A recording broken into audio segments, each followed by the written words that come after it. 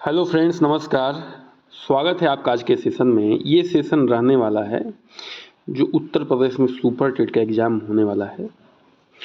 जल्द ही होगा, अधियाचन सब जारी हो चुका है तो होगा ही होगा। तो तैयारी हम लोग अभी से शुरू करते हैं। कंपटीशन बहुत टफ रहने वाला है।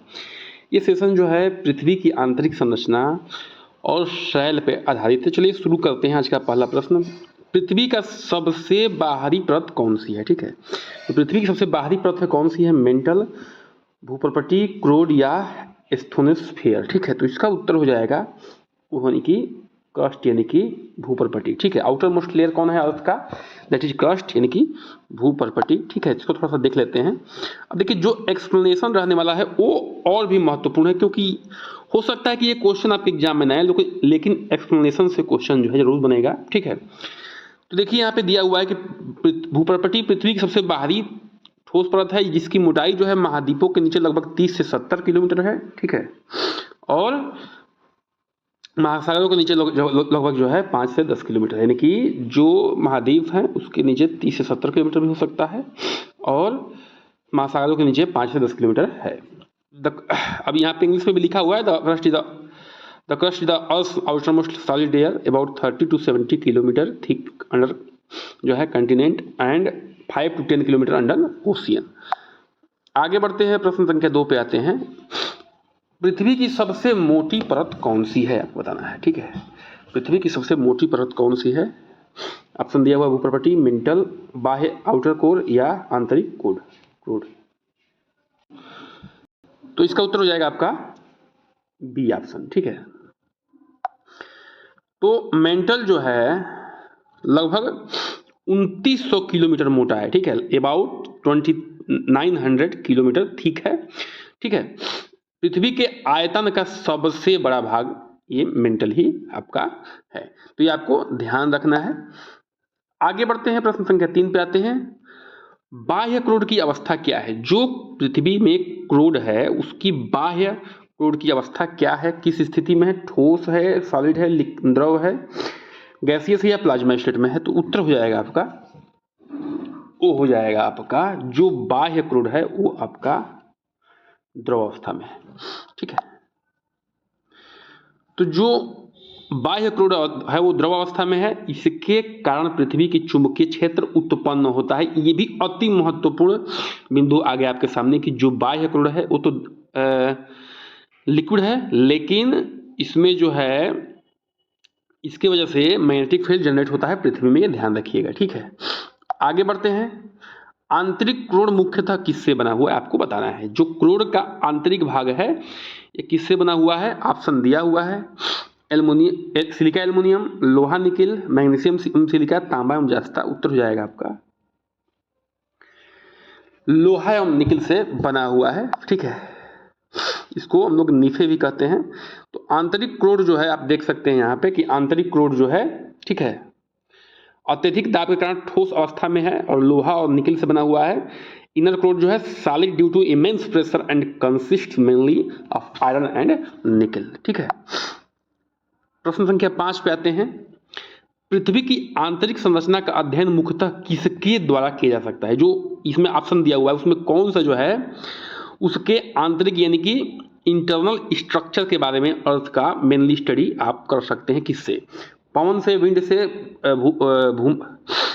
भूकंपीय तरंगों से, सिस्मिक वेव से या रेनफॉल से या महासागरीय धाराएं से यानी कि ओशियन करंट से। तो उत्तर हो जाएगा उसका, वो हो जाएगा बी ऑप्शन है। ठीक है, सेस्मिक वेव यानी कि भूकंपीय तरंगों से पृथ्वी की आंतरिक संरचना का हम लोग क्या कर सकते हैं? स्टडी कर सकते हैं। अब देखिए इसमें जो है पी वेव, एस वेव उत्पन्न होती हैं। ठीक है, तो इनसे जो जनरेट होती है इससे डाटा हम लोग कलेक्ट करके इनके वेव से हम लोग पृथ्वी के बारे में अध्ययन कर सकते हैं। प्रश्न संख्या 6 पे आते हैं। निम्न में से कौन सी आग्नेय शैल है? ठीक है, कौन जो है इग्नियस रॉक है? ठीक है, ग्रेनाइट है कि सैंड बलुआ पत्थर है कि संगमरमर है कि स्लेट है? तो ये है आपका ए ऑप्शन, ग्रेनाइट है। ठीक है, ग्रेनाइट जो है मैग्मा से ठंडा होने के बाद अंतर्वेदी आग्नेय शैल है, यानी कि ग्रेनाइट डायरेक्टली कहाँ से निकलता है? जो पृथ्वी के अंदर से लावा वगैरह निकलता है, ठीक है, ज्वालामुखी के दौरान वो जो है मैग्मा से बनता है ग्रेनाइट। ठीक है, तो ये अति महत्वपूर्ण बिंदु है, यहाँ से प्रश्न बनते हैं। बलुआ पत्थर किस प्रकार का शैल है, बताइए। बलुआ पत्थर जो है किस प्रकार का शैल आपको बताना है। इग्नियस रॉक है, सेडिमेंट्री है, कायांतरित है, या इनमें से कोई नहीं। तो इसका उत्तर हो जाएगा सेडिमेंट्री रॉक है। ठीक है, जो अवसादी शैल जिसको कहते हैं वो है आपका बलुआ पत्थर। ठीक है, ये लेयर बाय लेयर होता है। अवसादी लेयर क्या होता है, लेयर बाय लेयर जमा होता है। कायांतरित क्या होता है, ये दाब और प्रेशर की वजह से जो अवसादी होते हैं, आग्नेय होते हैं, वो बहुत दिन तक जब दबाव में रहते हैं तो एक नया स्ट्रक्चर डेवलप हो जाता है उसमें और काफ़ी मजबूत बन जाते हैं, वो होते हैं आपके कायांतरित। ठीक है, लेकिन ये जो अवसादी हैं, सेडिमेंट्री रॉक हैं, ये लेयर बाय लेयर तैयार होते हैं, ध्यान रखना है। यहाँ पे देखिए लिखा हुआ है कि बलुआ पत्थर के जो है संघनन किससे, जमाव और संघनन से बनता है। ठीक है, रेत के कणों से जमाव और संघनन से ये बनता है। प्रश्न संख्या 8 पे आते हैं। संगमरमर किसका कायांतरण है, यानी कि marble is the metamorphic form of किसका, बताइए। तो चूना पत्थर, ग्रेनाइट, बेसाल्ट या बलुआ पत्थर। तो उत्तर हो जाएगा आपका चूना पत्थर। ठीक है, अब देखिए इसमें कई सारी ऐसी चीजें हैं कि इसमें देता है कि इससे कौन सा कायांतरित रूपांतरण धारण करता है। तो उसको आप डाटा दे देंगे अभी स्क्रीन पे। ठीक है आप दे रहे हैं, देख सकते हैं आप यहाँ पे। ठीक है, तो वो चीज जो है यहाँ से भी प्रश्न आपका बहुत बनता है। चूना पत्थर से जो है उच्च दाब, ताप और दाब के कारण, ठीक है, जो भी हम लोग चर्चा कर रहे थे, संगमरमर का निर्माण होता है। चूना पत्थर को उच्च दाब और ताप मिले तो संगमरमर का निर्माण हो जाएगा। ठीक है, बेसाल्ट किस प्रकार का शैल है, बताना है आपको। ठीक है, बेसाल्ट किस प्रकार का शैल है आपको बताना है। तो ऑप्शन दिया हुआ है, extrusive igneous rock, intrusive igneous rock, sedimentary rock, metamorphic rock. उत्तर हो जाएगा बी, यानी कि इंट्रूसिव इग्नियस रॉक, यानी कि अंतर्वेदी आग्नेय शैल। ठीक है, बेसाल्ट लावा की शीघ्र ठंडा होने से बनता है। बेसाल्ट जो है लावा के शीघ्र ठंडा होने से बनता है। Basalt is found by rapid cooling of lava and earth surface. ठीक है, आगे बढ़ते हैं। प्रश्न संख्या 10 पे आते हैं। एस तरंगे किस माध्यम से नहीं गुजरती है। ठीक है, एस तरंगे किस माध्यम से नहीं गुजरती है, यानी कि एस वेव किससे नहीं गुजरती है। एस वेव पी वेव कब जनरेट होता है, जब भूकंप आता है। ठीक है, तो ये ठोस से, लिक्विड से, चट्टान से, यानी कि रॉक से या धातु से। तो उत्तर हो जाएगा आपका ये लिक्विड से होकर नहीं गुजरती है। एस वेव जो है लिक्विड से होकर नहीं गुजरती है। ठीक, एस वेव तरंगे केवल ठोस माध्यम में संचरित होती हैं। ठीक है, S wave travels only through solids, यानी कि सॉलिड मीडियम में। प्रश्न संख्या 11 पे आते हैं। ठीक है, पृथ्वी की सबसे अधिक घनत्व वाली परत कौन सी है, आप बताना है। ठीक है, सबसे अधिक घनत्व वाली परत कौन सी है, भूप्रपटी, मेंटल, आंतरिक क्रोड या आउटर क्रोड। तो देखिए यहाँ पे आप लोग थोड़ा सा गड़बड़ हो सकते हैं। इसका उत्तर क्या हो जाएगा, इसका उत्तर हो जाएगा सी ऑप्शन। ठीक है, आंतरिक क्रोड। आंतरिक क्रोड जो है अत्यधिक दाब के कारण, लौह और निकल की अधिकता के कारण जो है इसमें घनत्व तो काफ़ी ज़्यादा हो जाता है। ठीक है, तो सबसे जो हाई डेंसिटी का लेयर है इस पृथ्वी में, वो है आपका कौन सा, आप यहाँ पे जान सकते हैं, वो है आंतरिक क्रोड। ठीक है, आंतरिक क्रोड, ये ध्यान रखना है। क्यों, इमेंस प्रेशर होता है वहाँ पे चारों तरफ से, और वहाँ पे क्या भी है, निकल और आयरन भी है। ठीक है, और ये सॉलिड फॉर्म में होता है, ध्यान रखना है। शैलों का अध्ययन क्या कहते हैं इसको, ये तो इजी है लेकिन आता है।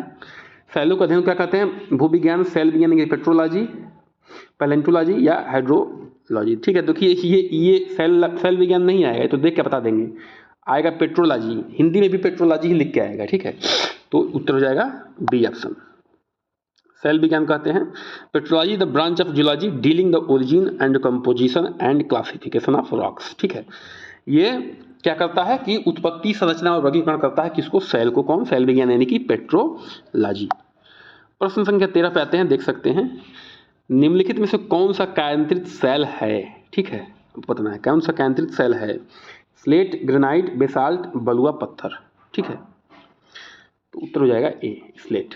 ठीक है, स्लेट जो है शैल कायांतरण से बनती है। ठीक है, ये ध्यान रखना है, यानी कि हाई प्रेशर और टेम्परेचर से बनता है। महाद्वीपीय भूप्रपटी मुख्यतः किस पे बनी होती है। ठीक है, महाद्वीपीय भूप्रपटी जो है किससे बनी हुई है, ठीक है, सिलिकॉन एल्युमिनियम से या सिलिकॉन मैग्नीशियम से या आयरन से या निकल से। तो जो भू प्रॉपर्टी बनी हुई है वो सिलिकॉन और एल्युमिनियम से बनी हुई है, ठीक है। और जो मेंटल बना हुआ है वो बना हुआ है सिलिकॉन और मैग्नीशियम से, साइमा, ठीक है। तो सियाल कहते भी हैं भू प्रॉपर्टी को। भू प्रॉपर्टी जो है मुख्यतः सिलिकॉन और एल्युमिनियम से बना हुआ है, यहाँ पे आप लोग देख सकते हैं, ठीक है। यहाँ पे चर्चा किया गया उसको। The continental crust is rich in silicon and aluminium hence called sial, ठीक है। सेल चक्र क्या है बताइए, आज का अंतिम प्रश्न है। केवल आग्नेय सेलों का निर्माण, ठीक है, या केवल अवसादी सेलों का निर्माण, के विभिन्न प्रकार के सेलों का एक दूसरे में परिवर्तन, या केवल कायांतरित सेलों का निर्माण। तो उत्तर हो जाएगा आपका भैया सी ऑप्शन है, ठीक है। क्या हो जाएगा, सी ऑप्शन। विभिन्न प्रकार के सेलों का एक दूसरे में रूपांतरण जो है क्या कहलाता है, सेल चक्र यानी कि रॉक साइकिल कहलाता है। तो ये आपको ध्यान रखना है।